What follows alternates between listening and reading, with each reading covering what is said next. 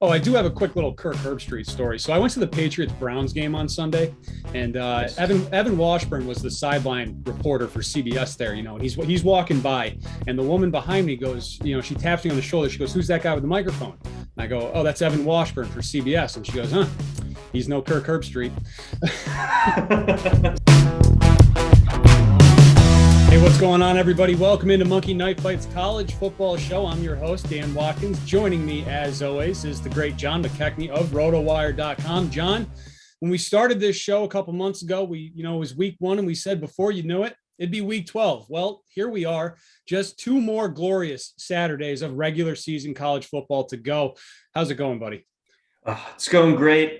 We got a pretty awesome weekend of games. As a Georgia fan, my stress level is down to 0 for these next couple of weekends because they're done with their SEC schedule. So now I'm standing my second team, Maryland Terrapins, as they get ready to get smacked around by Michigan this weekend. But that's besides the point. Spirits are high over here. Yeah, who's Georgia playing this weekend? It's like the University of Charleston Chew or something like that. Yeah, Charleston Southern. Yeah. So that Candy bar. that you got to go into the southern part of town there, where they make their shrimp and grits slightly different than the College of Charleston people, and apparently they have a football team. So we'll see how that goes for them. Very good. And I saw UGA for the first time ever 8-0 in the SEC. That's something to be proud of. I mean, I think they went 7-0 quite a few times, but since they expanded the schedule, this is the first time they've gone 8-0. So it's just been, I mean, everything's coming up Georgia right now. Yeah, it's dizzying. It still doesn't feel totally real. I still have the inlaid sense where it's like they're going to find a way to blow it, or Bama's going to do it to them, or Ohio State's going to do it to them. But I'm pushing those thoughts away for these next couple of weeks here, and just going to kind of enjoy the ride up until December 3rd or 4th, whatever it is, when the SEC championship game takes place. Yeah, can't wait to talk about that in a few weeks. But we have to address the elephant in the room here to start the show. I'm going to start things off with a bit of a prayer circle for our guy, Bo Nix.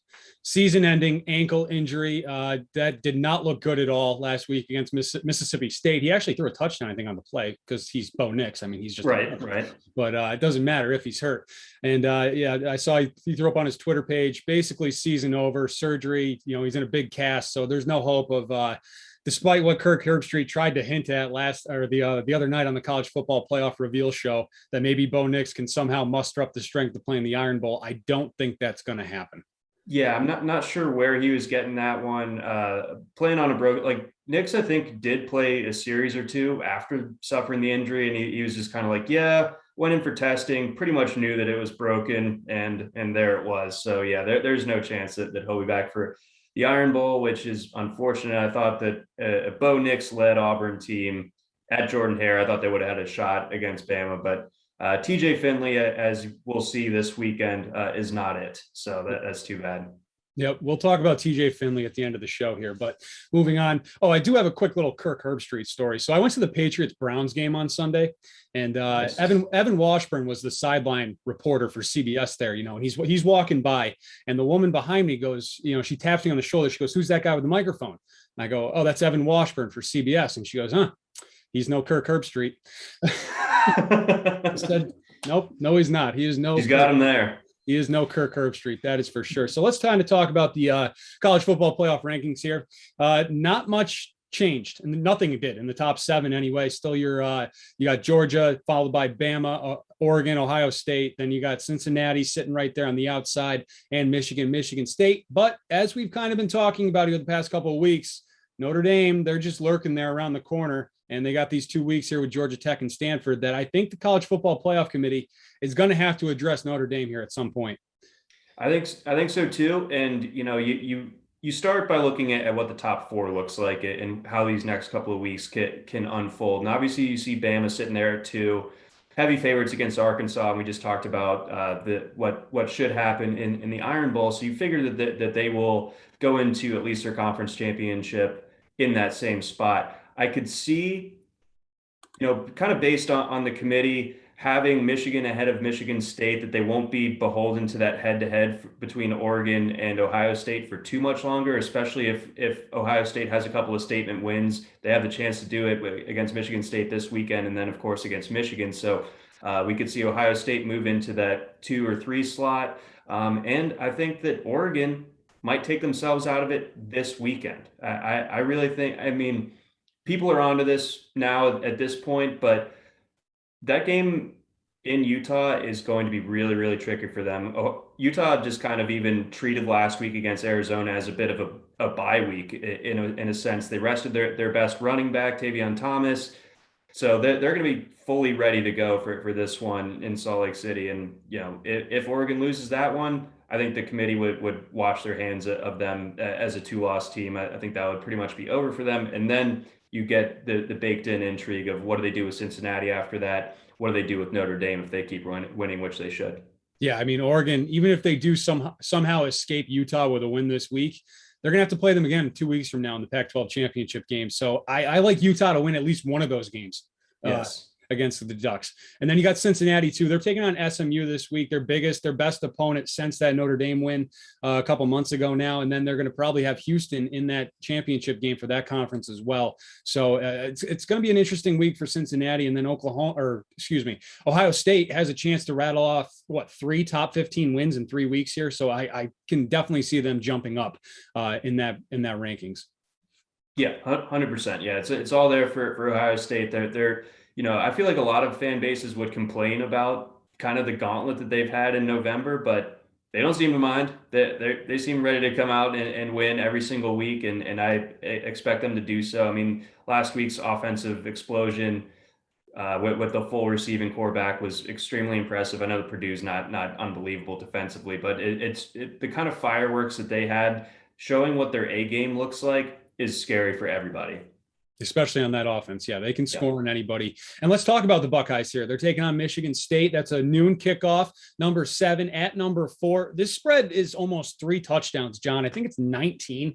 That's a little surprising. I mean, is that just because of how bad Michigan State's defense has been playing, or is this more about how good Ohio State is? I think it's the perfect confluence of the two. You know, if you're Michigan State and you're ranked where you are, you almost never see a team that's ranked like this be last in any major statistical category. But Michigan State's secondary is giving up the most passing yardage in all of college football. That is a horrible thing to be carrying into a game in Columbus when you have 3 NFL receivers to worry about in Garrett Wilson, Chris Olave, and Jackson Smith-Njigba. That is terrifying. And then if you allocate all those resources to trying to slow them down, even though you're not going to be able to, a light box for Trevion Henderson is also a good way to get stopped. So like there, you know, it's a lesser of two evils thing, but as far as Michigan State trying to take things away one way or the other, but I don't think it's going to work out for them. So I'm not completely surprised that Vegas has this one as a pretty wide spread, despite the numbers being close next to their names as far as the rankings go. All right, let's build a nice little 4x4 here on MKF. And let's start with the guy that's going to be throwing the ball to those wide receivers. CJ Stroud, 339.5 passing yards is his more or less.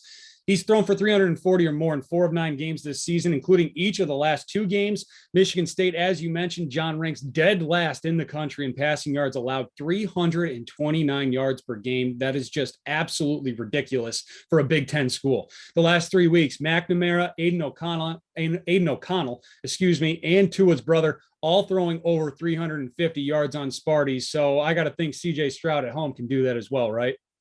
I think so too. I think the only way this doesn't come in on the more is if Ohio State just kind of bleeds out the clock at the end. But I think that Michigan State should be able to keep it competitive enough. And I think Ohio State probably does. You don't have to twist their arm too hard to, you know, maybe pour it on a little bit, make it a big enough statement again, you know, with a top 10 win here, likely.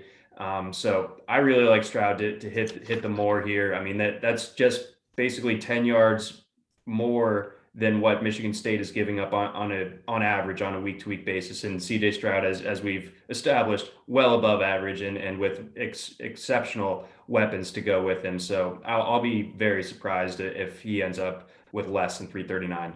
All right. Then you got Michigan State's quarterback, Peyton Thorne, 245.5 passing yards is his prop on MKF.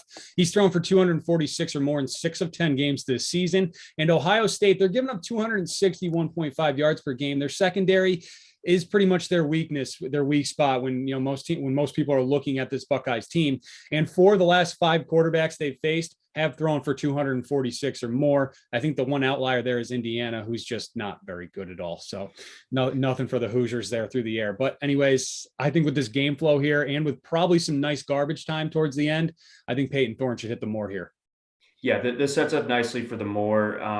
Like you're saying, Michigan State playing from behind in this case, in all likelihood, that does tend to skew things towards the pass a little bit more. I do get concerned just, we're talking about the volume and the attempts that Thorne's going to get, but I do wonder about the quality and the efficiency that he can have, because Michigan State really only has one reliable guy in their passing game right now. It's Jaden Reed, because Jalen Naylor's been out since the Michigan game, I believe, with a hand. So if Ohio State knows that they can just take away Jaden Reed and they succeed in doing that, this gets really, really tricky for Thorne. But even with that in consideration, I would still go with the more on Thorne. I think that at the end of the day, he's just going to be, Michigan State's going to need to throw it enough to where Thorne will hit this number. Also on this nice little 4x4 we got going on, we got Ohio State stud receiver Jackson Smith-Njigba, 104.5 receiving yards is his more or less this week. 4 of 10 games, he's been at 103 yards or more this season. And it just so happens that those 4 games are the same 4 that CJ Stroud has thrown for at least 340. So I don't know how you feel, but when I look at that, and if I'm playing CJ Stroud to go more here this weekend against Michigan State, I think I got to go more on Smith-Njigba as well. Yeah, that's great correlation. I think my only concern is just that Smith-Njigba's his biggest game came when Garrett Wilson was out 2 weeks ago. And now he's back, and then you still have Chris Olave as well too. So, I mean, that I'll just I'll differ from you here. I will take the less, and it's less about Smith-Njigba himself and more about maybe the targets flowing a little bit more towards Olave, maybe a little bit more towards Wilson this week. And that's something that ends up with Smith-Njigba having a good game, but less than 104. I mean, we are getting towards the holiday season, right? Thanksgiving's next week. Everybody's got to be fed, got to pass the rock to everybody. So I can see, I like him to get just over here, probably right around 110 would be where I would go. If it gets any higher on this prop, then yeah, I'm going to side with you and go less. But right now at that 104.5, I like them more. So you got Michigan State's running back, Kenneth Walker III. He is the nation's leading rusher. His prop for this weekend against the Buckeyes, 139.5. He's rushed for 140 or more in 5 of 10 games this season. Ohio State, though, they do have the 13th ranked rush defense, giving up just 105 yards a game on the ground. I'm sure Walker is looking to recreate what he did against Michigan a couple of weeks ago. And maybe, just maybe, he has his Heisman moment in Columbus this weekend. John, how do you feel about Walker? I'm definitely buying at everything that you said there. He's built an incredible case for himself. If there's a running back that's going to New York for the Heisman ceremony, it's going to be him. He's been unbelievable. What a pickup on the transfer market. But I think this is kind of where his Heisman hopes, as far as legitimately winning it, probably go to die. I think that Ohio State is going to know that he's the guy to remove from that offense as best as you can. Obviously, everyone that has played Michigan State has known that and has not succeeded in slowing him. But this is a defense that's different. I think that the athleticism of that front seven, coupled with the fact that Michigan State also might be playing from behind, like we talked about. This sets up for not necessarily a low volume game for Walker, but I could see him going under 25 carries. And I don't think that he's going to be able to have the efficiency needed to hit this, pretty high number against the Buckeyes here. So I'm taking less. All right, very good. Let's move on here. We'll talk about Arkansas, Alabama, number 25 at number 2. That's a 3:30 kick on CBS. And we got to start with the guy, Bryce Young. 335.5 passing yards is his more or less. He's thrown for 336 in just 4 of 10 games this season. Arkansas is giving up less than 200 yards a game through the air. That's 195 is the total that they're giving up right now. And that's the 24th best number in the country as well. Outside of Will Rogers, who finished with 417 yards against the Razorbacks, no other quarterback has even reached 300 against them. So can Bryce Young do that and get to 336 this weekend?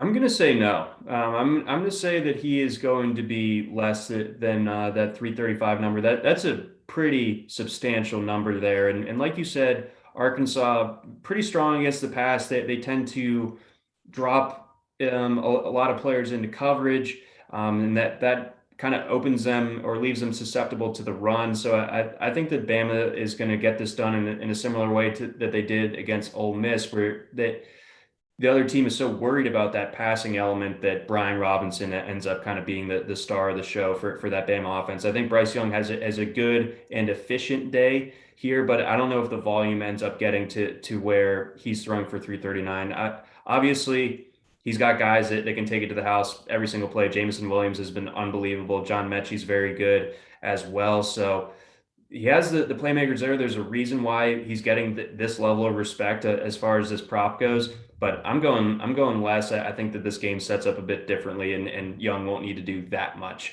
for Bama to win this one. I like the less there as well. Let's talk about Arkansas's quarterback, KJ Jefferson, 191.5 passing yards. It's his prop on Monkey Knife Fight this week. He's thrown for 192 yards or more in 5 of 10 games this season. Plus, he has another one there with 191 on the dot. So he's hovered around that number quite a bit this season. Bama's giving up about 206 yards per game through the air. And when I'm picking this prop, I'm looking at his other losses because I think that's what's going to happen for Arkansas this weekend. He's been well over 192 in 2 of the 3 losses that Arkansas has this year. That's against Michigan, Mississippi State, Ole Miss, and Auburn. And then you have how do you do against Georgia? Yeah, then the Georgia game, not so good. And I think Georgia's defense is much better than Alabama's defense here. So I think that KJ Jefferson, just with the game flow, is going to be able to get to around 200 in this game. That definitely checks out. I think my concern here is that Arkansas kind of unravels. I think that Bama starts to make their statement to the national audience. They didn't really get a chance to do that a week ago against New Mexico State. Last time we saw them play against an SEC opponent, they looked really shaky against LSU. So I think that they kind of start to gel here defensively, and in a raucous November environment, that's going to be a tough place for Jefferson to succeed. So I kind of, unfortunately, even if I'm rooting for the Razorbacks and I like them, I love Sam Pittman, I think this gets pretty ugly for Jefferson in this offense. I'll take the less. All right, fair enough. Then you got Brian Robinson for Alabama, their stud running back, 92.5 rushing yards. He's rushed for 93 or more in 4 of 9 games this season. Arkansas is giving up 151 yards per game on the ground, so they can be run on. Just 22 carries the past 2 weeks combined. So does that mean he's fresh and ready to go and ready to rumble this week? I'm thinking so. When we were talking about Bryce Young, I mentioned that the way that Arkansas lines up and oftentimes we'll drop 8 guys into coverage. That leaves you so susceptible to the run. And I know that Bama's offensive line isn't the road grading unit that it was a year ago, but we've seen Robinson kind of take over games in the past, specifically against Ole Miss, who plays a very similar style of defense that Arkansas does. They actually pretty much stole that defense from Arkansas. So I think that this is where Brian Robinson asserts his dominance. I think that this is a really good spot for him. I think Arkansas has a really hard time containing him, and I think that he's going to hit over that 92.5. All right. And then you got 2 great wide receivers for Alabama, John Mechie and Jameson Williams. Mechie's prop is 87.5. Williams is 101.5. John, pick one to have the better game. Mechie's the bigger name, but Williams has been the more productive guy, in my opinion, and the more dangerous player over the course of this season than Mechie. Mechie obviously has his moments. I'm not trying to take anything away from him, but I think Jameson Williams somehow still isn't quite getting the credit that he deserves. He's already over 1,000 yards for the season with 10 touchdowns. I don't know if anyone necessarily saw that coming from him, especially with the recruiting class that Bama brought in, the way we've seen them turn freshman receivers into instant stars. But it's been Williams, the transfer from Ohio State, and I think that he's the one that has the better game between himself and Mechie. All right. All right. Let's move on here and let's get to our hurry up offense. A lot of other great games this weekend. You got Oregon, Utah, as we mentioned. You got games like Clemson and Wake Forest, which is actually sneaky going to probably be a good game. So let's put 90 seconds on the clock here, John, and let's see how many we can rattle off. And let's start off with North Carolina State quarterback Devin Leary taking on Syracuse at home, 299.5 passing yards, more or less. I'm going to take the less. I know that he just had a huge game this past weekend. Wake just brings it out of people, but I don't think that NC State needs to worry too much about having Leary drop back enough to hit that number. All right. On the other side, you got Syracuse's stud running back Sean Tucker at North Carolina State, 129.5 rushing yards for Tucker, more or less. Give me the less. That's a tough defense. He gets a ton of carries, but that's just too tough of a defense. All right. Baylor's Abram Smith at Kansas State, 129.5 rushing yards, more or less. Boy, that's tough. Give me the more. Abram Smith's a man. All right. And that Oregon-Utah game, you got Oregon's running back Travis Dye at Utah, 99.5 rushing yards. I like the more. I really do. All right. Wake Forest's quarterback Sam Hartman at Clemson, 318.5 passing yards, more or less. I'm going to take the less, even though Wake is crazy and they play that up-tempo style. I think going on the road, if there's one good thing still on Clemson, it's its defense and specifically its pass defense. So I think Hartman struggles a little bit here and goes under that. All right. Auburn's TJ Finley filling in for our guy Bo Nix at South Carolina, 180.5, more or less. Passing. I'm going to go less. I don't think that they expose Finley to that many passes on Saturday. I think they just run the ball with Bigsby and company. And finally, the man, the myth, the legend, Jackson Dart, making his first start at UCLA versus UCLA. That's at the Coliseum, 260.5 passing yards, more or less. I'll take the more. The kid was impressive earlier this season before he hurt his knee. Was challenging and taking the job from Keaton Slovis just straight up. Now the job is his. USC, they only throw the ball basically, even though Drake London's out. So I will take the more on the freshman. I like it. Not bad, guys. 1 minute and 56 seconds. Was the total time there. That was almost 90 seconds. Yeah, I mean, we were more. We went more on the 90 point, on the 89. Yeah, more or less than 90 seconds every week, and we'll have people weigh in. All right, very good. John, anything else this weekend here for Week 12? Any other plays, upsets? I know you mentioned Utah, but I guess that's technically not an upset. They are favored by 3 points. What are you thinking this weekend? Yeah, as far as plays that I like for MKF, I like Sean Clifford. To go with more than 241.5. Penn State, obviously they're going to be up in this one by a good bit, but if you have a game script where you're throwing the ball to Jahan Dotson 12 plus times, like that's going to do most of the work here for Sean Clifford against a Rutgers team that, they went into Bloomington and killed Iowa or Indiana a week ago, but I think that says a lot more about Indiana than it does about Rutgers. So that's the way that I'm leaning there and sticking in the Big Ten. Cade McNamara, more than 191.5. I will go with that. I know that Michigan in an ideal world wouldn't throw the ball at all, but I think they will have to just a little bit here. And I think that their playmakers on offense will be able to kind of take advantage of the soft Maryland secondary. So I like the more with the low number on McNamara. All right. Yep. You took mine. Sean Clifford was my guy as well. I'm going more to 41.5 against Rutgers. I mean, he should easily get over that number this weekend. All right. Well, I think that's going to do it for us this week. John, where can the people follow you? You can find me on Twitter at Johns_tailgate. You can find my college football work at rotowire.com/cfootball. If you like podcasts, specifically college football podcast, the Rotowire College Football Podcast comes out on Mondays and Thursdays every week with myself and my familiar guy Nick Whalen on the mic on those ones. Who? Great stuff. Who? Nick Whalen. Nick Whalen with the very confusing Twitter handle that I will have him explain to all you fine folks on the NFL show this week as well, as always, as is tradition. Thanks for watching, guys. You can follow me at Dan Watkins Radio. Don't forget to hit that subscribe button to the Monkey Knife Fight YouTube channel. We are growing and we got some great stuff here coming up as college football season kind of just winds down here, which is a little sad, but some great contests here before the year ends. So thanks for watching and enjoy week 12 of college football.